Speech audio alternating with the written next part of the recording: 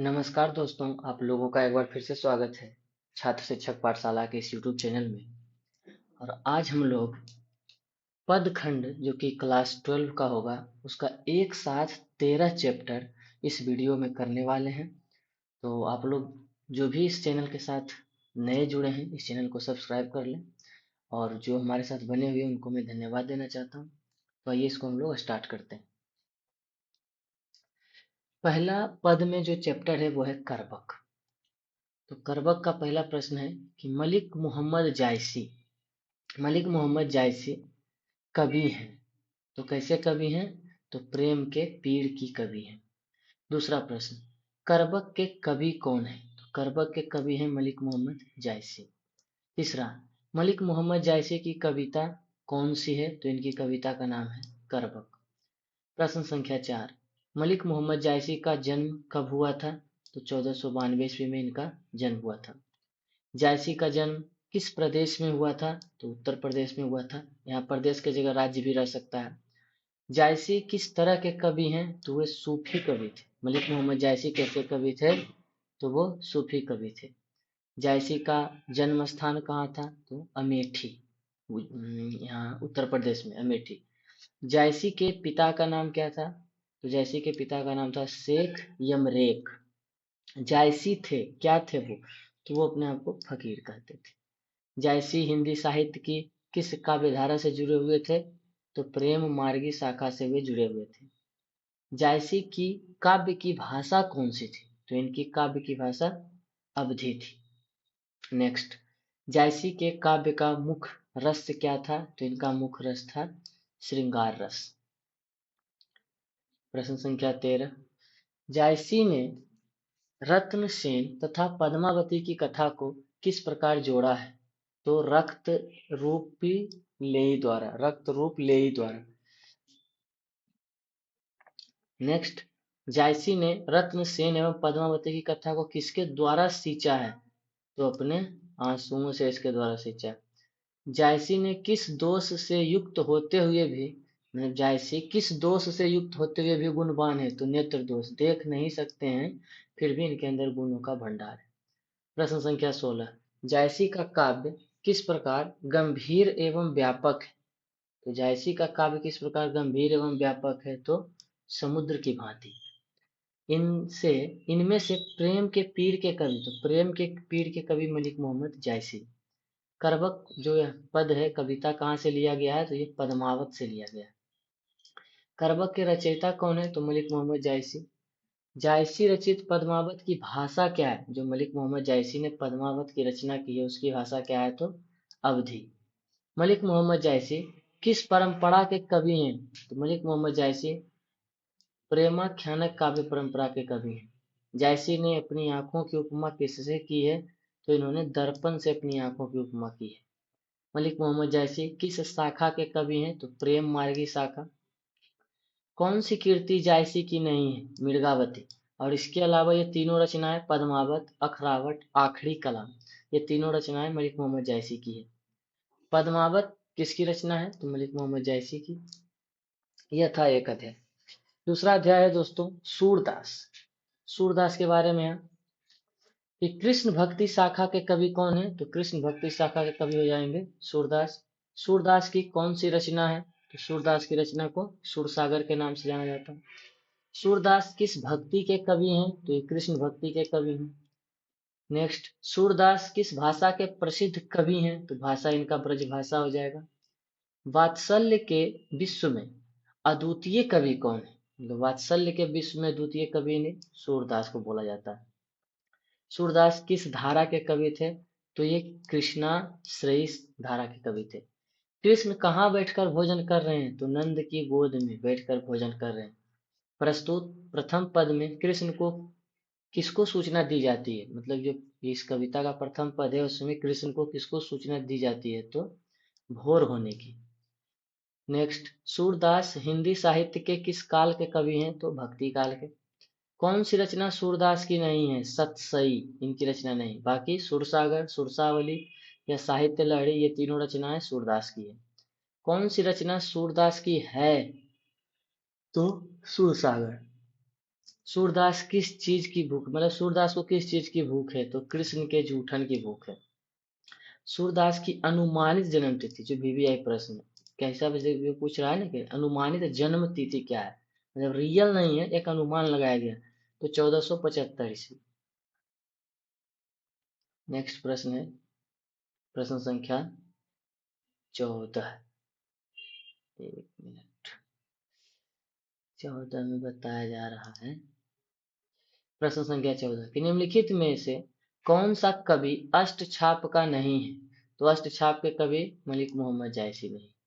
आगे, कछु खात कछु धरनी गिरावत छवि निरखती नंद रानिया में कौन सा अलंकार है, तो यह अलंकार हो जाएगा अनुप्रास अलंकार।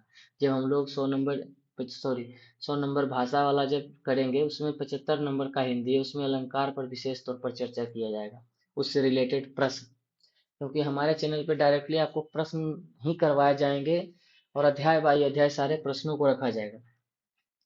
नेक्स्ट 16 नंबर प्रश्न, कंबल कुसुम फूले नर नारी सुर श्याम में कौन सा अलंकार है, तो अनुप्रास अलंकार। साहित्य लहरी किनकी रचना है, तो साहित्य लहरी जो रचना यहाँ पे हो जाएंगी वो हो जाएंगे सूरदास की। साहित्य लहरी पूछे किसकी रचना है, तो वो हो जाएगा सूरदास की। और अगला प्रश्न जो है,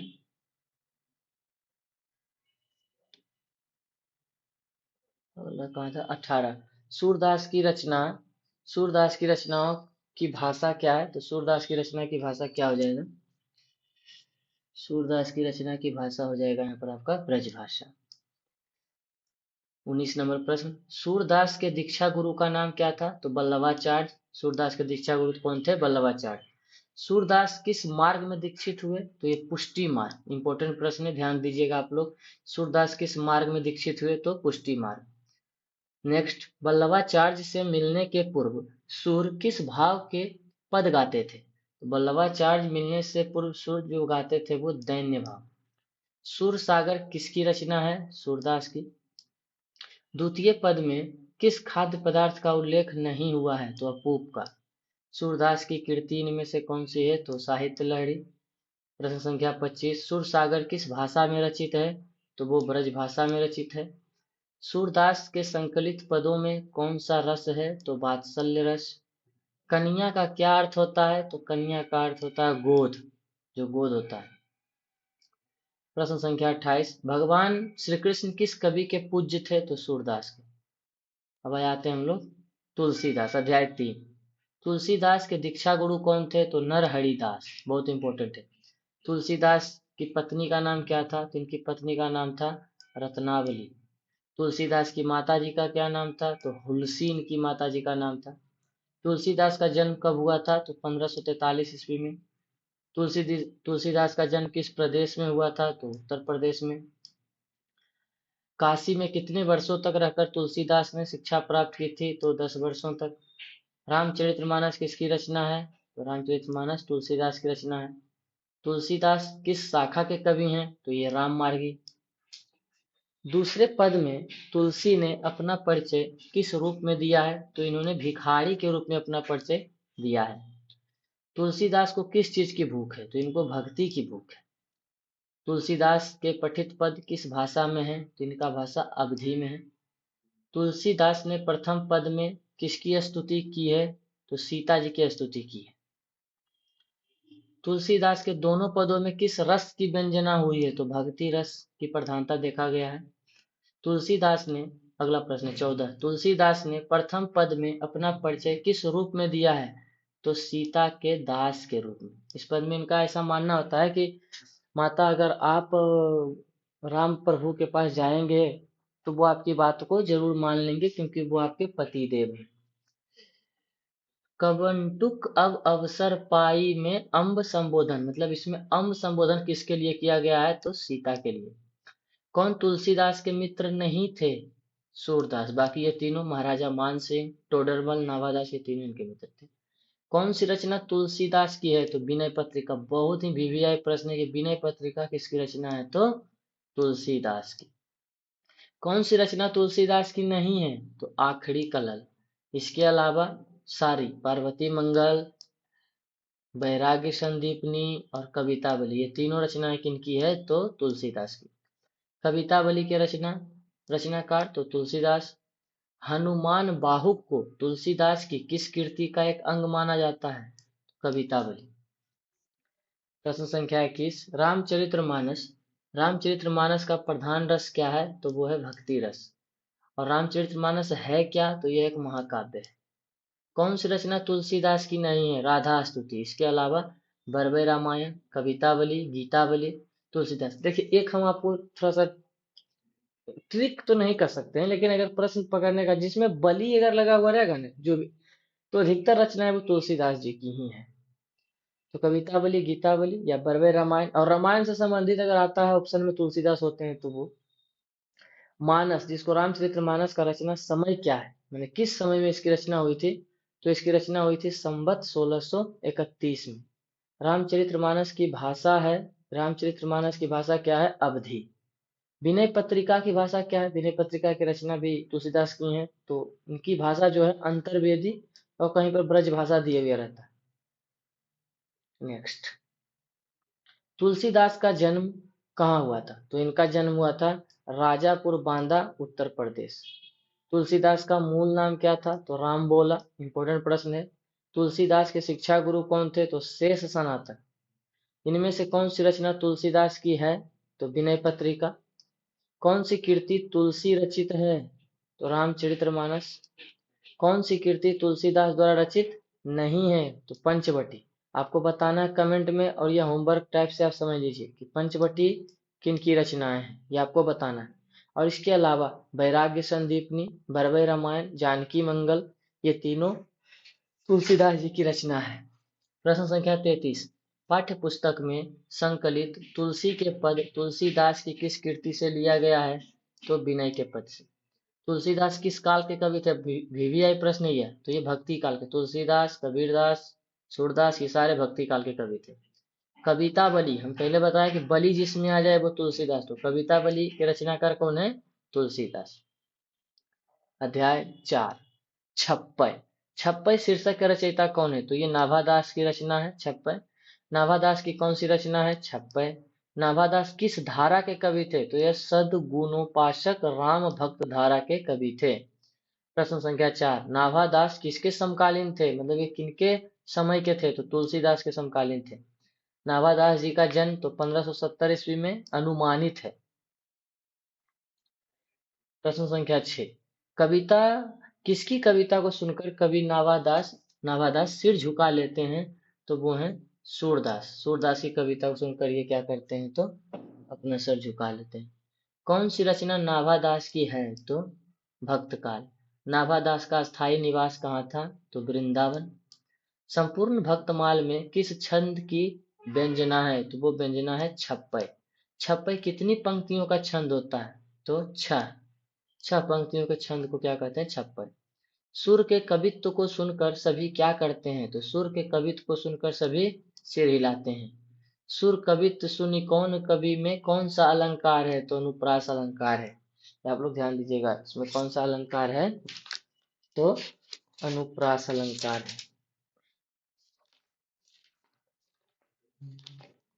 तो दोस्तों, बहुत सारे न्यूज यहाँ पे देखे जा रहे हैं कि मतलब निगेटिव थिंक में हम लोग के एग्जाम को लेकर के जाया जा रहा है, तो आप लोगों को उस पर ध्यान नहीं देना है, क्योंकि जो होगा वो होगा ही। और एग्जाम तो मान लीजिए कि टीचर सभी को अगर मिल भी गया राज्यकर्मी का दर्जा, फिर भी उन्हें तो पढ़ना पड़ेगा जो नए इसमें बहाली में शामिल होने वाले हैं, ऐसा तो लग रहा है। तो आप लोग ईमानदारी से जो भी सिलेबस दिया गया है सरकार के द्वारा, तो उसको फॉलो करना ही एक हमारी एकमात्र मतलब कह सकते हैं कि उपाय है। तो आप लोग मन से अपना तैयारी करें, और ताकि इसमें कोई कसर ना रह जाए। और जो भी मित्र जुड़े हुए हैं उनका बहुत धन्यवाद देना चाहता हूँ। सुर कवित्व सुनी कौन कवि में कौन सा अलंकार है? तो ये अनुप्रास अलंकार है। अनुप्रास अलंकार। अगला प्रश्न है, अगला प्रश्न है कि कबीर किसमें भेद नहीं करते? तो ये हिंदू मुसलमान में भेद नहीं करते। अगला है नाभादास में जाति पाति एवं वर्णाश्रम का खंडन किस कवि के छपे में किया जाता है? तो वो किया जाता है कबीर। नाभादास का उदय हिंदी साहित्य के किस काल में हुआ? तो नाभादास भक्ति काल। सबके हित का वचन कौन कहता है? पाठ के अनुसार बताना है तो कबीर। कानी का अर्थ क्या होता है? कानी का अर्थ होता है विश्वास या प्रतीति। ये वीवीआई प्रश्न हो सकता है। नाभादास के दीक्षा गुरु कौन थे? तो स्वामी अग्रदास। यहाँ अग्र अली भी दिया है। भक्तमाल के रचयिता कौन है? तो भक्तमाल के रचयिता नाभादास है। प्रश्न संख्या है 20। भक्त चरित्रों की माला है भक्तमाल। नाभादास किसके शिष्य थे? तो स्वामी अग्रदास के शिष्य थे। कबीरदास किस शाखा के कवि हैं? तो निर्गुण शाखा के कवि हैं। नाभादास किस काल के कवि थे? तो भक्ति काल के कवि थे। 2-3 बार यह प्रश्न रिपीट हो चुका है। नाभादास की कविता किन दो कवियों के बारे में है? तो नाभादास की कविता कबीर एवं सूरदास की। नेक्स्ट चैप्टर 5 जो कि कवित्व के बारे में यहाँ पे वर्णन कर रहा है कि आखिर ये कवित्व क्या है।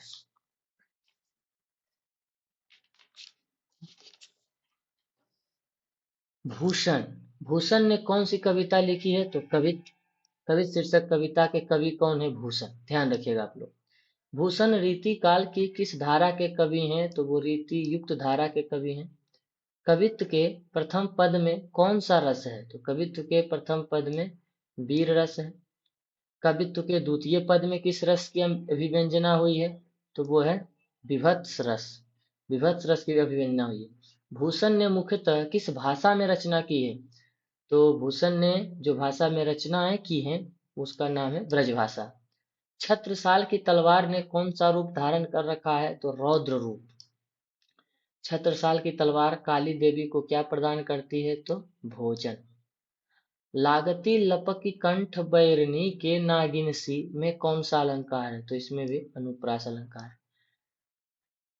प्रश्न संख्या 10। निम्नलिखित में कौन सी रचना भूषण की है? तो ये शिवराज भूषण इनकी रचना है। भूषण ने समुद्राग्नि से किसकी तुलना की है? तो शिवाजी की। भूषण के प्रथम दंड में कौन सा रस था? तो वीर रस। भूषण के द्वितीय छंद में किस रस की अभिव्यंजना हुई है? तो रौद्र रस। प्रलय भानु तम तोम में कौन अलंकार है? तो रूपक अलंकार है। कौन सी कीर्ति भूषण की है? कौन सी कीर्ति भूषण की है? तो वो हो जाएगा शिवा बापनी। कवि भूषण की उपाधि दी थी। कवि भूषण की उपाधि दी थी तो वो था चित्रकूट के सोलंकी राजा रुद्र शाह ने। कवि भूषण को उपाधि दी थी किसने? तो चित्रकूट के सोलंकी राजा रुद्र शाह ने। भूषण ने किस रस को प्रमुखता दी है? तो वो करुण रस। शिवराज भूषण में कितने अलंकारों का निरूपण हुआ है? तो 105।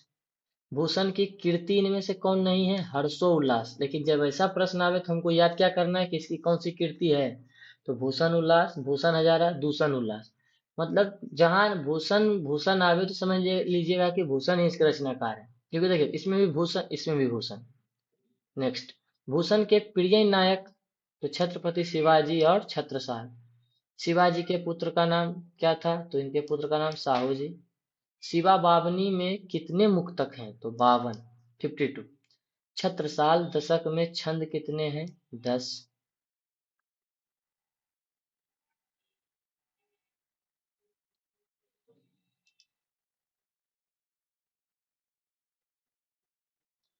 भूषण के पिता का नाम? तो भूषण के पिता का नाम है रत्नाकर त्रिपाठी। शिवराज भूषण किसकी कीर्ति है? तो शिवराज भूषण पहले बता दिए कि भूषण आ जाए तो उसमें भूषण की कीर्ति है। भूषण किस काल के कवि थे? तो भूषण रीति काल के कवि हैं। शिवा बावनी में कितने मुक्तक हैं? 52 मुक्तक हैं। चिंतामणि त्रिपाठी भूषण के कौन थे? तो वो भाई थे।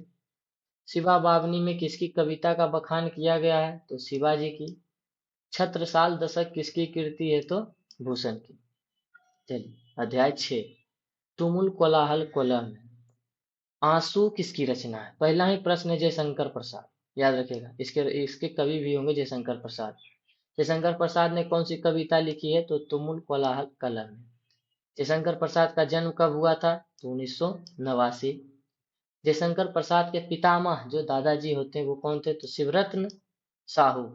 जयशंकर प्रसाद कितनी वर्ष की अवस्था में पितृविहीन हो गए थे? तो 12 वर्ष की अवस्था में ये पितृविहीन हो गए थे। जयशंकर प्रसाद हिंदी साहित्य के किस काल के कवि थे? तो वो आधुनिक काल के कवि थे। आगे है कि प्रसाद जी की किस कृति में आधुनिक मानव सभ्यता की मार्मिक समीक्षा की गई है? तो वो है कामायनी। कामायनी प्रसाद जी की किस प्रकार की कृति है? तो वो है प्रबंध काव्य। जयशंकर प्रसाद की कौन सी कृति नहीं है? तो महाराजा मान सिंह। लेकिन ये तीनों, महाराणा प्रताप का महत्व, प्रेम पथिक और इरावती, ये तीनों रचनाएं किनकी है? जयशंकर प्रसाद की। कौन सी रचना जयशंकर प्रसाद की नहीं है? इसमें भी दिया गया है सूरसागर, ये सूरदास की रचना। और प्रायश्चित, ध्रुववासिनी और कामना, ये तीनों रचनाएं जयशंकर प्रसाद की है। और एक कमायनी भी इनकी रचना है। कौन सी रचना जयशंकर प्रसाद की है? तो कंकाल। कंकाल किनकी रचना है? जयशंकर प्रसाद की। मनुष्य का शरीर क्यों थक जाता है? तो मन की चंचलता से। तुमुल कोलाहल कला में प्रसाद जी की किस रचना से ली गई है? तो यह ली गई है कमायनी से। सजल जलपात में कौन सा अलंकार है? तो रूपक अलंकार। जब हम अलंकार पढ़ेंगे तो विस्तृत रूप से इसका चर्चा हम लोग करेंगे। आगे 15, मैं उषा की ज्योति में कौन सा अलंकार है? तो अनुप्रास अलंकार है। चातकी किसके लिए तरसती है? तो चातकी स्वाति नक्षत्र की पहली बूंद के लिए तरसती है। जयशंकर प्रसाद ने किस भाषा में काव्य रचना की है? तो वो है खड़ी बोली। इनमें से कौन सी पुस्तक प्रसाद जी की है? तो वो है झरना। जयशंकर प्रसाद की कौन सी कृति अपूर्ण है? तो वो है इरावती। यह अपूर्ण रचना है। प्रसाद रचित महाकाव्य का नाम क्या है? तो कमायनी, यह महाकाव्य है। आगे जयशंकर प्रसाद की सफलतम नाट्य कीर्ति कौन थी? तो ध्रुव स्वामिनी एक सफलतम नाट्य कीर्ति थी। जयशंकर प्रसाद किस वाद के कवि हैं? तो वो छायावाद के कवि हैं। प्रसाद जी के पिता का नाम क्या था? तो देवी प्रसाद साहू। प्रसाद जी का जन्म कहाँ हुआ था? वाराणसी में। वाराणसी कहाँ है? उत्तर प्रदेश में। कौन सी पुस्तक प्रसाद जी की नहीं है? तो शिवाजी का महत्व। और ये आंसू, आंधी, इंद्रजाल, ये सारे इनकी रचनाएं हैं। कंकाल क्या है? तो कंकाल उपन्यास है। किनकी है? तो जयशंकर प्रसाद की। ध्रुव स्वामिनी कैसी कीर्ति है? तो नाटक है। किनकी है? जयशंकर प्रसाद की। देवी प्रसाद साहू जयशंकर प्रसाद के कौन थे? तो वो पिता थे। तुमुल कोलाहल कलह में शीर्षक कविता के रचयिता कौन है? तो वो हो जाएंगे जयशंकर प्रसाद। और कमायनी के रचयिता कौन है? तो जयशंकर प्रसाद। महाकाव्य है। अब आइए प्रश्न, सॉरी, अध्याय संख्या 7। अध्याय संख्या 7, यह जो आज का क्लास है, ये पूरा क्लास हम लोग इससे पहले 2 पार्ट में लेकर के आए थे। गद्य वाला, जिसमें सारा कहानी, निबंध और नाटक पर हमने चर्चा किया था। और यह जो है, यह मेन रूप से क्या है? तो पद वाला रचना है। प्रश्न, ये अध्याय संख्या 7, पुत्र वियोग। पुत्र वियोग शीर्षक कविता किसकी रचना है? तो सुभद्रा कुमारी चौहान। सुभद्रा कुमारी चौहान का जन्म कहाँ हुआ था? इलाहाबाद में। सुभद्रा कुमारी चौहान को किस पार्टी का एमएलए चुना गया था? ये एमएलए भी रह चुकी थी, तो वो कांग्रेस पार्टी। सुभद्रा कुमारी चौहान किस वर्ग की कवित्री मानी जाती थी? तो राष्ट्रीय भावधारा की कवित्री मानी जाती थी। अब है प्रश्न संख्या 5, सुभद्रा कुमारी चौहान की कौन सी कृति इसमें से नहीं है? तो प्रायश्चित इनमें इसकी रचना नहीं है। बाकी बिखरे मोती, मुकुल, त्रिधारा, ये तीनों रचनाएं किनकी है? सुभद्रा कुमारी चौहान की। सुभद्रा कुमारी चौहान की कौन सी कृति है? तो सभा के खेल, ये उनकी रचना है। सुभद्रा जी के साहित्य में अपने युग के मूल उद्देश्य, उसके भिन्न भिन्न रूप, अपनी आमरण आमरणहीन प्रकृति शैली में प्रकट हुए हैं, यह किसका कथन है? तो यह था मुक्ति बोध, जो सुभद्रा जी के बारे में इन्होंने ऐसी बातें बोली थी। नेक्स्ट, सुभद्रा कुमारी चौहान के अनुसार माँ के लिए अपने मन को समझाना कब कठिन हो जाता है? तो जब पुत्र की मृत्यु होती है। पुत्र वियोग शीर्षक कविता में कवित्री का खिलौना क्या है? तो उसका पुत्र ही उसका खिलौना है। सुभद्रा कुमारी चौहान अपनी पढ़ाई छोड़कर किस आंदोलन में सक्रिय भूमिका निभाती है? तो असहयोग आंदोलन। पुत्र वियोग कविता में कवित्री ने अपने असामयिक मृत पुत्र के लिए किस भाव शब्द का प्रयोग नहीं किया है? तो अनमोल रत्न। बाकी ये सारे शब्द का प्रयोग किया है, खिलौना, छौना, खोया धन। अच्छा, आप लोग बताइएगा कि छौना किसे बोला जाता है? अगर किन्हीं को पता हो तो। छौना, छौना बोला जाता है दोस्तों, छौना बोला जाता है किनको? ये बोला जाता है बछिया या गाय का जो, हाँ गाय का जो होता है वो छोटा बच्चा, उसको छोना बोला जाता है। और अगला प्रश्न, सुभद्रा कुमारी चौहान का जीवन सूना सूना क्यों हो रहा है? तो वह हो रहा है पुत्र के असमय निधन के कारण। सुभद्रा कुमारी चौहान स्वयं को असहाय क्यों कहती है? तो पुत्र वियोग के कारण। पुत्र वियोग कविता में कवित्री के किसके लिए पत्थर को देवता मानकर पूजा की है? तो वो पुत्र की। 15 नंबर प्रश्न, गुलामी का नशा किनकी रचना है? तो गुलामी का नशा रचना है ठाकुर रामनाथ सिंह की। सुभद्रा कुमारी चौहान के पति का नाम क्या था? तो ठाकुर लक्ष्मण सिंह इनके पति का नाम था। बिखरे मोती क्या है? इनकी रचना है, और यह क्या है? कहानी संग्रह। चलिए, सरोज स्मृति किसकी रचना है? तो सरोज स्मृति रचना है निराला की। क्रॉस्थवेट गर्ल स्कूल में सुभद्रा कुमारी चौहान की प्रिय मित्र कौन थे? तो महादेवी वर्मा इनकी प्रिय मित्र थी। सुभद्रा कुमारी चौहान का प्रतिनिधि कविता संग्रह कौन है? तो वो है मुकुल। सुभद्रा कुमारी का जन्म कब हुआ था? 16 अगस्त 1904 ईस्वी को। सुभद्रा कुमारी चौहान के पिता का नाम क्या था? तो इनके पिता का नाम था ठाकुर रामनाथ सिंह। सुभद्रा कुमारी चौहान की लिखी कविता इनमें से कौन सी है? तो पुत्र वियोग। पुत्र वियोग शीर्षक कविता कहाँ से ली गई है? तो यह ली गई है मुकुल। मुकुल क्या है? तो मुकुल काव्य संग्रह है, बहुत इंपॉर्टेंट है, ध्यान रखिएगा आप लोग। कूली प्रथा किसकी कृति है? तो ठाकुर लक्ष्मण सिंह जी की। पुत्र वियोग सुभद्रा कुमारी चौहान जी की रचना है। चलिए नेक्स्ट प्रश्न संख्या, सॉरी अध्याय चैप्टर जो संख्या होता है वो 8 है, जिसका नाम है ऊषा। तो ऊषा के रचनाकार कौन है? शमशेर बहादुर सिंह। प्रश्न संख्या 2, शमशेर बहादुर सिंह को हिंदी साहित्य का क्या कहा जाता है? तो कवियों के कवि। हिंदी साहित्य में कवियों के कवि किन्हें कहा गया है? तो शमशेर बहादुर सिंह को। देखिए वही सेम प्रश्न दे दिया है यहाँ पे। शमशेर बहादुर सिंह की प्रतिनिधि कविताएं नामक काव्य कृति का संपादन किसने किया था? तो डॉक्टर नामवर सिंह। इंपॉर्टेंट प्रश्न है, शमशेर बहादुर सिंह की प्रतिनिधि कविताएं नामक काव्य कृति का संपादन किसने किया था? तो डॉक्टर नामवर सिंह। नेक्स्ट, उषा का जादू कब टूट जाता है? तो सूर्योदय होने पर उषा का जादू टूट जाता है। शमशेर बहादुर सिंह ने किस कोश का संपादन किया है? किस कोश का संपादन किया है? तो उर्दू हिंदी कोश का। नेक्स्ट, शमशेर बहादुर सिंह किस साहित्यकार के समकालीन थे? तो वो नागार्जुन के समकालीन थे। शमशेर बहादुर सिंह की रचना किस सप्तक में आनी शुरू हुई थी? तो वो था दूसरा सप्तक।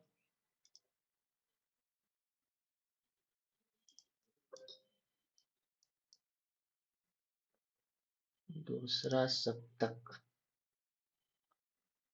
नेक्स्ट है कि शमशेर बहादुर सिंह की कौन सी रचना इनमें से नहीं है? तो सतह से उठता आदमी। बाकी दूसरा सप्तक, उदिता, टूटी हुई बिखरी हुई, ये सारी रचनाएं शमशेर बहादुर सिंह की है। शमशेर बहादुर सिंह की कौन सी रचना इनमें से है? तो उदिता। शमशेर बहादुर सिंह ने 1978 में किस देश की यात्रा की थी? तो सोवियत रूस। नेक्स्ट प्रश्न, शमशेर बहादुर सिंह ने किस स्थान से बीए किया था? तो उन्होंने इलाहाबाद से बीए किया था। शमशेर बहादुर सिंह का संबंध किस विश्वविद्यालय से रहा है? तो विक्रम विश्वविद्यालय उज्जैन। नेक्स्ट, उषा कविता में प्रातः काल को किसके समान बताया गया है? तो नीले शंख के समान बताया गया। प्रकृति वर्णन से संबंधित कविता है तो वो है उषा, जिसमें प्रकृति का वर्णन किया गया। दूसरा सप्तक का प्रकाशन वर्ष क्या है? तो 1957, 1957 ईस्वी में दूसरा सप्तक लाया गया था। शमशेर बहादुर सिंह जी का जन्म 13 जनवरी 1911 ईस्वी को। इनकी पत्नी का नाम क्या था? तो धर्म देवी। आगे है कि कौन सी कीर्ति शमशेर बहादुर सिंह की है? तो वो है काल तुझसे होड़ है मेरी। कौन सी कीर्ति शमशेर बहादुर सिंह की नहीं है? भारत इतिहास और संस्कृति। इसके अलावा इतने पास अपने, उदिता, टूटी हुई बिखरी हुई, ये सारी रचनाएं इनकी हैं। सुकून की तलाश क्या है? तो सुकून की तलाश गजलों का संग्रह है। प्रभात कालीन आकाश कैसा होता है? तो नीले शंख जैसा। किसका जादू टूटता है? तो उषा का जादू टूटता है। उषा शीर्षक कविता के कवि कौन है? शमशेर बहादुर सिंह। चुका भी नहीं हूं मैं के रचयिता कौन है? तो शमशेर बहादुर सिंह। सुकून की तलाश, ये सारी रचनाएं आप लोग ध्यान दीजिएगा, इंपॉर्टेंट है। सुकून की तलाश किसकी रचना है? तो सुकून की तलाश इकबाल की रचना है। शमशेर बहादुर सिंह का जन्म कहाँ हुआ था? तो इनका जन्म देहरादून में हुआ था। नेक्स्ट चैप्टर 9, जन जन का चेहरा एक। जन जन का चेहरा एक किसकी रचना है? तो गजानन माधव मुक्तिबोध की रचना है। काठ का सपना किसके द्वारा लिखी गई है? तो काठ का सपना गजानन माधव मुक्तिबोध के द्वारा लिखी गई है। गजानन मुक्तिबोध जो माधव मुक्तिबोध का जन्म कहाँ हुआ था? तो दिल्ली। मुक्तिबोध ने किस विश्वविद्यालय से एमए किया था? नागपुर विश्वविद्यालय। मुक्तिबोध ने नागपुर से निकलने वाली किस पत्र का संपादन किया था? तो नया खून। मुक्तिबोध ने दिग्विजय महाविद्यालय राजनांदगांव में प्रधानाध्यापक के पद पर कब से काम करना प्रारंभ किया था? तो 1958 ईस्वी में। मुक्तिबोध ने नागपुर के प्रकाशन तथा सूचना विभाग में किस रूप में नौकरी की थी? तो पत्रकार के रूप में। मुक्तिबोध निराला किस तरह के कवि हैं? तो क्रांतिकारी कवि। मुक्तिबोध के कविता संग्रह का नाम क्या है? चांद का मुंह टेढ़ा। चांद का मुंह टेढ़ा किनकी रचना है? तो मुक्तिबोध। क्या है? कविता संग्रह। मुक्तिबोध ने सितारा किसे कहा है? सितारा कहा है जनता को। मुक्तिबोध के अनुसार ज्वाला कहाँ से उठती है? तो वो जनता से ज्वाला उठती है। अज्ञेय द्वारा संपादित तार सप्तक। अच्छा, अज्ञेय जी का पूरा नाम क्या होगा? तो सच्चिदानंद हीरानंद बादशाह अज्ञेय। तार सप्तक के रचयिता एक कवि के रूप में कौन सामने आए? तो मुक्तिबोध। कौन सी कृति मुक्तिबोध की नहीं है? तो बिखरे मोती। लेकिन चांद का मुंह टेढ़ा टेढ़ा है, सतह से उठता आदमी, भूरी भूरी खाक धूल, ये तीनों रचनाएं किनकी है? तो मुक्तिबोध की। यहाँ भी सेम प्रश्न है कि कौन सी कृति मुक्तिबोध की नहीं है? तो चंद्रगुप्त, इसके अलावा इतिहास और संस्कृति, काठ का सपना, विपात्र, ये तीनों रचनाएं किनकी है? तो गजानन माधव मुक्तिबोध की रचना है। कौन सी रचना मुक्तिबोध की है? तो मुकुल। विनय पत्रिका तुलसीदास, याद रखेगा। एक साहित्य की शायरी किसकी रचना है? मुक्तिबोध। मुक्तिबोध के पिता का नाम माधव राज मुक्तिबोध। कौन सी रचना मुक्तिबोध की है? तो चांद का मुंह टेढ़ा। इनमें यहाँ भी वही प्रश्न दिया गया दोस्तों कि कौन सी रचना मुक्तिबोध की नहीं है? तो बिहारी पुनर्मूल्यांकन, इसके अलावा नई कविता का आत्मसंघर्ष, कामायनी और भूरी भूरी खाक धूल, ये जो सारी रचनाएं हैं, ये तीनों, ये ए बी सी में, ए बी डी में, ये तीनों रचनाएं मुक्तिबोध की है। मुक्तिबोध किस सप्तक के कवि थे? तो तार सप्तक के कवि थे। गजानन माधव मुक्तिबोध का जन्म कहाँ, कब, मतलब कब हुआ था? 13 नवंबर 1917 को। मुक्तिबोध की माताजी का नाम पार्वती बाई। मुक्तिबोध ने किसका संपादन किया था? नया खून एक पत्रिका था। कौन सी कृति मुक्तिबोध की है? तो चांद का मुंह टेढ़ा। मुक्तिबोध के रास्ता इधर से, खंडिता, द्रौपदी। देखिए, चांद का मुंह टेढ़ा, यहाँ पूछ रहा है कौन सी कृति मुक्तिबोध की, यहाँ होना चाहिए था नहीं है। ठीक, इस प्रश्न को आप लोग डिफाइन कीजिएगा कमेंट में, ठीक, क्योंकि यहाँ पे ये भी आंसर होगा। जन जन का चेहरा एक के रचनाकार कौन है? तो मुक्तिबोध। मुक्तिबोध की कविता है जन जन का चेहरा एक। नया साहित्य का सौंदर्य शास्त्र के लेखक कौन है? तो इसके लेखक मुक्तिबोध हैं। कमायनी एक पुनर्विचार के रचयिता कौन है? ये मुक्तिबोध। अगर सिर्फ कमायनी महाकाव्य के बारे में पूछे तो वो तो जयशंकर प्रसाद हो जाएंगे। देखिए, यहाँ पे थोड़ा सा हम लोग कुछ चर्चा कर लें। अब 3 चैप्टर बचा है, इसके बाद हम लोग 11 का करेंगे हिंदी, और उसका मात्र 2 वीडियो आएगा, एक गद्य का आएगा और एक पद का आएगा। और ज्यों ही हम दोनों वीडियो को क्लियर कर लेंगे, उसके बाद हम लोग आएंगे अपने मेन सब्जेक्ट 10 और उसके बाद 9। और हम सोच रहे हैं दोस्तों कि आप लोगों को एनसीईआरटी का एक बार रीडिंग करवा लिया जाए, क्योंकि अगर हम एनसीईआरटी का रीडिंग कर लेंगे तो वहां से भी जो भी कहानियां बनेंगी तो डायरेक्ट हम उससे प्रश्न कर पाएंगे। और जब तक समान हिंदी का कल से क्या हुआ कि 2-3 वीडियो डाला जाएगा, एक समान हिंदी का अलग से हम लोग सीरीज चलाएंगे। समान हिंदी में क्या होगा कि हम लोग क्वेश्चन बाय क्वेश्चन करेंगे, 20 से 30 प्रश्न होगा, जैसे संधि हो गया, सर्वनाम हो गया, समास, अलंकार। तो उसका जो हम आप लोगों के सामने सिलेबस रखेंगे, वो सिलेबस का कुछ आप लोगों को एक थोड़ा सा मतलब बोल सकते हैं कि उसके बारे में चर्चा कर सकते हैं कि क्या है वो, नहीं है वो।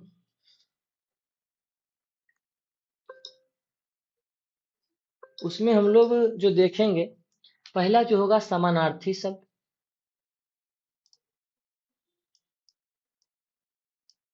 समानार्थी शब्द होगा। दूसरा पर्यायवाची शब्द, तीसरा शब्द विलोम, चौथा वाक्य में रिक्त स्थानों की पूर्ति, पांचवा अनुच्छेद में रिक्त स्थानों की पूर्ति, छठा बोध शक्ति।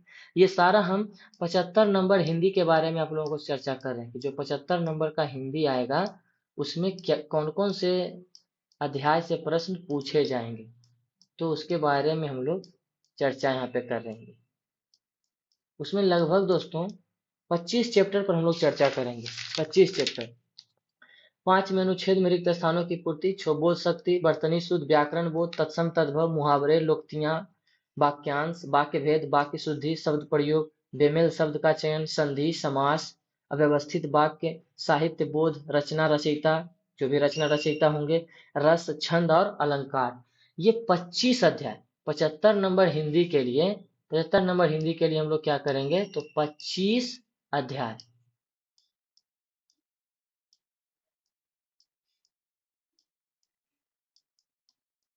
25 अध्याय पर हम लोग चर्चा करेंगे। तो आप लोग को टेंशन लेने की कहीं कोई आवश्यकता नहीं है। आप लोग मन से तैयारी करिए और जहां भी कोई दिक्कत समस्या या कुछ भी बुझाए तो निश्चित आप लोग बताइएगा और उस पर काम किया जाएगा। टेंशन लेने की कहीं कोई बात ही नहीं है। अगर सामान्य अध्ययन के बारे में हम आप लोगों को बोले थे कि उसका भी सिलेबस तैयार हो रहा है और उसमें हम चैप्टर बाय चैप्टर लेकर के आप लोगों के सामने प्रश्न उपस्थित होंगे। तो चलिए आइए स्टार्ट करते हैं प्रश्न अध्याय 10 से। अध्याय 10 है अधिनायक। और अधिनायक का जो पहला प्रश्न है कि किस पुस्तक से यह ली गई है। अधिनायक जो है शीर्षक कविता किस पुस्तक से ली गई है, तो आत्महत्या के विरुद्ध। लोग भूल गए हैं किसकी रचना है, तो रघुवीर सहाय जी की रचना है। रघुवीर सहाय ने कौन सी कविता लिखी है, तो अधिनायक। तो अधिनायक जो अभी चैप्टर है 10, इसके कवि कौन है, तो वो रघुवीर सहाय। नेक्स्ट प्रश्न, अधिनायक शीर्षक कविता किस तरह की कविता है, तो व्यंग प्रधान है। व्यंग होता क्या है, अगर आप क्लास 9 में रेल यात्रा पढ़े होंगे तो आप लोगों को पता होगा कि व्यंग क्या है। व्यंग के माध्यम से हम समाज में वैसे चीजों को पहुंचाने का प्रयास करते हैं जिससे कि कुछ सुधार हो। नेक्स्ट, रघुवीर सहाय किस काल के कवि हैं, तो वो आधुनिक काल के कवि हैं। रघुवीर सहाय का जन्म कहाँ हुआ था, तो रघुवीर सहाय का जन्म हुआ था, वो हुआ था लखनऊ के उत्तर प्रदेश में। रघुवीर सहाय ने एमए किस विश्वविद्यालय से किया था, तो रघुवीर सहाय जी लखनऊ विश्वविद्यालय से एमए किए थे। अधिनायक कौन है, तो अधिनायक है सत्ताधारी वर्ग।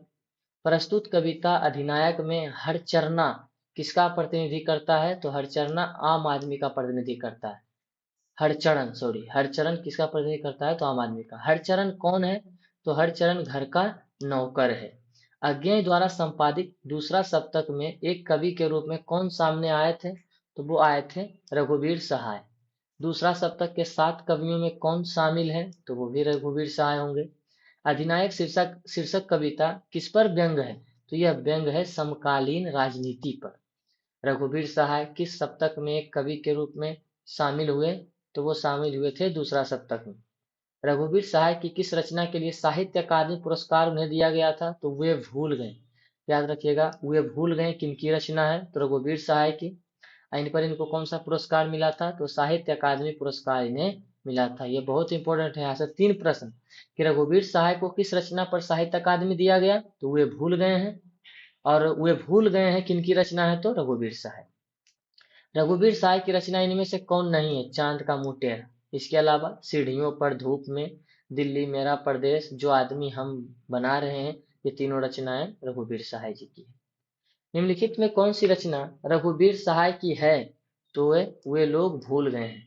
रघुवीर सहाय नई दिल्ली से निकलने वाले किस अखबार के विशेष संवाददाता थे, तो वो थे नव भारत टाइम्स के। रघुवीर सहाय किस समाचार साप्ताहिक पत्रिका के संपादक थे, तो दीनमान। दिल्ली मेरा प्रदेश क्या है, निबंध है, किनकी है, रघुवीर सहाय की। आत्महत्या के विरुद्ध क्या है, यह भी कविता है, किनकी है, रघुवीर सहाय की। रघुवीर सहाय जी का जन्म 9 दिसंबर 1929 को। रघुवीर सहाय के पिताजी का नाम, तो हरदेव सहाय। रघुवीर सहाय का जन्म स्थल कौन सा है, तो यह है लखनऊ। कौन सी कीर्ति रघुवीर सहाय की है, तो वह है सीढ़ियों पर धूप में। अधिनायक के रचयिता कौन है, अधिनायक के रचयिता रघुवीर सहाय जी हैं। हंसो हंसो जल्दी हंसो के कवि रचयिता कौन है, तो रघुवीर सहाय। रघुवीर सहाय किस के प्रधान संपादक रह चुके हैं, तो दीनमान पत्रिका। रघुवीर सहाय किस कृति के रचनाकार हैं? तो कुछ पत्ते कुछ चिट्ठियों के। रघुवीर सहाय किस सदी के रचनाकार हैं? तो वो हैं 20वीं सदी के रचनाकार। अब है चैप्टर संख्या 11, प्यारे नन्हे बेटे को। विनोद कुमार शुक्ल जी की रचना है, जो कि 10वां में हम लोग मछली इनकी रचना पढ़े हैं। यहाँ पे दिया है प्यारे नन्हे बेटे को। इनका जन्म स्थान कहाँ है? तो रायपुर छत्तीसगढ़। विनोद कुमार शुक्ल ने कौन सी कविता लिखी है? तो प्यारे नन्हे बेटे को। रघुवीर सहाय स्मृति पुरस्कार विनोद कुमार शुक्ल को कब प्रदान किया गया था? तो वो 1990 में प्रदान किया गया था। 1999 में विनोद कुमार शुक्ल को कौन सा पुरस्कार प्रदान किया गया? तो साहित्य अकादमी पुरस्कार 1999 में किनको मिला? विनोद कुमार शुक्ल को। विनोद कुमार शुक्ल की पहला कविता संग्रह लगभग जय हिंद पहचान सीरीज के अंतर्गत कब प्रकाशित हुई थी? तो 1971 ईस्वी में। विनोद कुमार शुक्ल विश्वविद्यालय में एसोसिएट प्रोफेसर रहे हैं, तो वो थे इंदिरा गांधी कृषि विश्वविद्यालय। विनोद कुमार शुक्ल का पहला कविता संग्रह था लगभग जय हिंद। प्यारे नन्हे बेटे को कविता किस शैली में लिखी गई है? तो यह वार्तालाप शैली है। प्यारे नन्हे बेटे को कविता का नायक कहाँ का रहने वाला है? तो वो है उत्तराखंड का। विनोद कुमार शुक्ल 20वीं सदी के किस दशक में एक कवि के रूप में सामने आए? तो वो आए 7वें 8वें दशक में। विनोद कुमार शुक्ल की रचना महाविद्यालय साहित्य की किस विधा का संग्रह है? तो वो है कहानी संग्रह। कौन सा उपन्यास विनोद कुमार शुक्ल द्वारा लिखित है? तो नौकर की कमीज इनके द्वारा लिखित उपन्यास है। उपन्यास नौकर का कमीज क्या है? उपन्यास है। किनकी है? विनोद कुमार शुक्ल की। कौन सी कीर्ति विनोद कुमार शुक्ल की नहीं है? तो इंद्रजाल इनकी कीर्ति नहीं है, बाकी पैर पर कमरा, दीवार में एक खिड़की रहती थी, महाविद्यालय, ये तीनों रचनाएं विनोद कुमार शुक्ल जी की है। नेक्स्ट, कौन सी कीर्ति विनोद कुमार शुक्ल की है? तो सब कुछ बचा रहेगा इनकी रचना है। विनोद कुमार शुक्ल निराला सृजन पीठ में जून 1994 से जून 1996 तक किस पद पर रहे? तो वे अतिथि साहित्यकार के पद पर रहे। विनोद कुमार शुक्ल को कौन सा पुरस्कार नहीं प्रदान किया गया है? तो ज्ञानपीठ पुरस्कार, इसके अलावा दयावती मोदी कवि शिखर सम्मान, साहित्य अकादमी पुरस्कार, रघुवीर सहाय स्मृति पुरस्कार, ये तीनों पुरस्कार इन्हें मिला है। विनोद कुमार शुक्ल का जन्म कहाँ हुआ था? तो छत्तीसगढ़ में। विनोद कुमार शुक्ल का जन्म कब हुआ था? 1 जनवरी 1937 को। कौन सी कीर्ति विनोद कुमार शुक्ल की नहीं है? तो असाध्य बीना इनकी कीर्ति नहीं है, बाकी सब कुछ होना बचा रहेगा। वह आदमी नया गरम कोट पहनकर चला गया विचार की तरह, और नौकर की कमीज, ये तीनों रचनाएं विनोद कुमार शुक्ल जी की हैं। मेहनत कश और औरत को कवि ने किस रूप में देखा है? तो वो लोहा के रूप में। ये कविता के बीच से प्रश्न है दोस्तों। कौन सी कीर्ति विनोद कुमार शुक्ल की है? तो दीवार में एक खिड़की रहती थी। विनोद कुमार शुक्ल किस कीर्ति पर मनी कौल ने फिल्म बनाई थी? मतलब विनोद कुमार जी की किस रचना पर मनी कौल ने फिल्म बनाई थी? तो नौकर की कमीज। पत्नी बिटिया को क्या करती है? तो समझाती है। पिता बिटिया को क्या करता है? तो सिखलाता है। प्यारे नन्हे बेटे को कविता में लोहा किसका प्रतीक है? तो कर्म का प्रतीक लोहा को माना गया है। प्यारे नन्हे बेटे के रचयिता कौन है? तो वो विनोद कुमार शुक्ल हैं। प्यारे नन्हे बेटा कविता किस संकलन से ली गई है? तो वह आदमी नया गरम कोट पहनकर चला गया विचार की तरह। और नौकर की कमीज क्या है? तो उपन्यास किनकी है? तो विनोद कुमार शुक्ल की। अब है दोस्तों चैप्टर संख्या 12, 2 चैप्टर और बचा है, और इस तरह से एक एक वीडियो में प्रयास किया जाएगा कि सारा कुछ कंप्लीट कर दिया जाए, खास करके सिलेबस। और जितना जल्दी हम लोग इसको कंप्लीट करेंगे, उसके बाद स्तरीय प्रश्न आएंगे। स्तरीय कहने का मतलब हुआ कि स्नातक स्तरीय, और वो जो होगा वो हम उसका तैयार कर रहे हैं अध्याय बाई अध्याय, और वो हैंड मेडेड होगा, मतलब हाथ से लिखा हुआ प्रश्न होगा, लेकिन आप लोगों को बहुत अच्छे ढंग से करवाया जाएगा, वन लाइनर के तौर पर, ऑप्शन के तौर पर नहीं, वन लाइनर के तौर पर ही वो सारा प्रश्न करवाया जाएगा। ये सारा पीडीएफ आपको टेलीग्राम के लिंक में मिल जाएगा, तो आप लोग टेलीग्राम के लिंक से जुड़ जाइए। और टेलीग्राम का लिंक हम हर वीडियो के हमारे डिस्क्रिप्शन में रहता है, सिर्फ टेलीग्राम का लिंक ही रहता है। तो आप लोग जितने भी लोग हैं, खास करके हिंदी से, जो माध्यमिक के स्तर पर हिंदी की तैयारी कर रहे हैं, उसको टेंशन लेने की कोई आवश्यकता नहीं है, वो सारा यहाँ से क्लियर हो जाएगा। और विज्ञापन आने के बाद और भी सिलेबस को विस्तार किया जाएगा। तो आप लोग इस चैनल के साथ नए हैं तो एक बार इसको सब्सक्राइब कर लीजिएगा, और जो भी मित्र इस वीडियो को देख रहे हैं वो लाइक जरूर कर दें और शेयर कीजिएगा, ताकि बहुत लोगों तक पहुंचे और थोड़ा सा मोटिवेशन मिले वीडियो बनाने में। चलिए, अध्याय है 12। 12 में क्या है? हार जीत। हार जीत किनकी रचना है? तो अशोक वाजपेयी। अशोक वाजपेयी जी ने कौन सी कविता लिखी है? हार जीत। यह हार जीत किनकी रचना है? तो अशोक वाजपेयी। इनकी माता जी का नाम क्या था? तो निर्मला देवी। अशोक वाजपेयी की माता जी का नाम निर्मला देवी। इनका जन्म कहाँ हुआ था? तो दुर्ग, छत्तीसगढ़। हार जीत कविता वाजपेयी के लिए कविता संकलन से ली, मतलब किस कविता संकलन से यह कविता ली गई है? तो कहीं नहीं वहीं। अशोक वाजपेयी ने किस विश्वविद्यालय से बीए किया था? तो वो सागर विश्वविद्यालय से बीए किए थे। अशोक वाजपेयी ने किस कॉलेज से एमए किया था? तो सेंट स्टीफेंस कॉलेज दिल्ली। देखिए ये सारा चीज इंपॉर्टेंट नहीं है कि कहाँ से क्या किए थे, रचना बहुत इंपॉर्टेंट है। अशोक वाजपेयी को कौन सा सम्मान पुरस्कार नहीं प्रदान किया गया है? मतलब कौन सा नहीं दिया गया है? तो पहल सम्मान। इसके अलावा दयावती मोदी कवि शेखर सम्मान, साहित्य अकादमी पुरस्कार, पोलिश सरकार का officer of the order of cross 2004 सम्मान, ये सारी पुरस्कार इन्हें दिया गया है। अशोक वाजपेयी किस विश्वविद्यालय के कुलपति रह चुके हैं? तो वो महात्मा गांधी अंतर्राष्ट्रीय हिंदी विश्वविद्यालय। हार जीत कविता में उत्सव कौन मना रहा है? तो शासक दल। हार जीत कविता कैसी है? तो गद्य कविता है।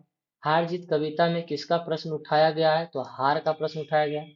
कौन सी अशोक वाजपेयी की रचना नहीं है? तो सब कुछ होना बचा रहेगा, ये नहीं है। बाकी बहुड़ी अकेला, चिड़ी सी जगह, घास में दुबका आकाश, ये तीनों रचनाएं इनकी हैं। कौन सी रचना अशोक वाजपेयी जी की है? तो वो है उम्मीद का दूसरा नाम। एक पतंग अनंत में किसकी रचना है? तो यह अशोक वाजपेयी जी की रचना है। कौन सा काव्य संग्रह अशोक वाजपेयी द्वारा रचित नहीं है? तो गंगा तट। इसके अलावा अगर इतने में शहर अभी भी संभावना है, समय के पास समय, ये तीनों रचनाएं अशोक वाजपेयी जी की है। तत्पुरुष किसकी रचना है? तो तत्पुरुष अशोक वाजपेयी जी की रचना है। हार जीत क्या है? तो हार जीत गद्य कविता है। ये उत्सव मना रहे हैं, इसमें वे किसके लिए आया है? तो वे नागरिक के लिए आया है। मशक वाला क्या कर रहा है? इंपॉर्टेंट प्रश्न है, बीच से है। मशक वाला क्या कर रहा है? तो सड़क सींच रहा है। अशोक वाजपेयी जी का जन्म कब हुआ था? 16 जनवरी 1941 को। अशोक वाजपेयी के पिता का नाम क्या था? तो इनके पिता का नाम परमानंद वाजपेयी। कौन सी कृति अशोक वाजपेयी की नहीं है? तो कोणार्क इनकी रचना नहीं है। कौन सी कृति अशोक वाजपेयी की है? तो यह रचना कवि कह गया है। हार जीत कविता के रचयिता हैं? तो हार जीत कविता के रचयिता अशोक वाजपेयी हैं। अशोक वाजपेयी ने किस पत्रिका का संपादन किया था? तो इन्होंने पूर्व ग्रह कविता का संपादन किया था। घास में दुबका आकाश किसकी कृति है? तो वह कृति है अशोक वाजपेयी की। आगे, अशोक वाजपेयी किस काल के कवि हैं? तो आधुनिक काल के। और यह आज का लास्ट चैप्टर है दोस्तों, गांव का घर, अध्याय संख्या 13, जो कि 12वीं का कविता के चैप्टर का जो जो भी पोर्शन बचा हुआ था उसका लास्ट चैप्टर है। ज्ञानेंद्र पति ने कौन सी कविता लिखी है? तो गांव का घर। ज्ञानेंद्र पति किस काल के कवि थे? तो आधुनिक काल के कवि हैं। ज्ञानेंद्र पति 20वीं सदी के किस दशक में उदित हुए? तो ये 8वें दशक में उदित हुए।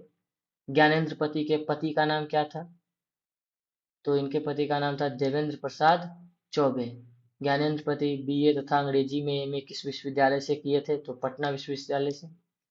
ज्ञानेंद्र पति ने हिंदी में एमए किस विश्वविद्यालय से किया था? तो बिहार विश्वविद्यालय मुजफ्फरपुर। ज्ञानेंद्र पति को उनकी किस रचना के लिए 2006 में साहित्य अकादमी पुरस्कार प्रदान किया गया था? तो ये संस्यात्मक संस्यात्मा था। देखिए इस अध्याय से प्रश्न ज्यादा पूछने की उम्मीद इसलिए है कि इनका संबंध जो था बिहार से था, तो इस अध्याय को आप लोग इंपॉर्टेंट समझिएगा और एक एक प्रश्न रट जाइएगा। गांव में अब किसकी धुनें सुनाई नहीं पड़ती है? तो लोकगीत। ज्ञानेंद्र पति की रचना एक चक्रा नगरी क्या है? तो वो है काव्य नाटक। कौन सी रचना ज्ञानेंद्र पति की नहीं है? तो थोड़ी सी जगह, बाकी संस्यात्मा, निवसार। कवि ने कहा ये तीनों रचनाएं इनकी है। कौन सी रचना ज्ञानेंद्र पति की है? तो गंगा तट। आंख हाथ बनते हुए कविता किस कवि की रचना है? ज्ञानेंद्र पति। गांव के घर के भीतर आने से पहले किसे खास कराना पड़ता था? तो बुजुर्गों को।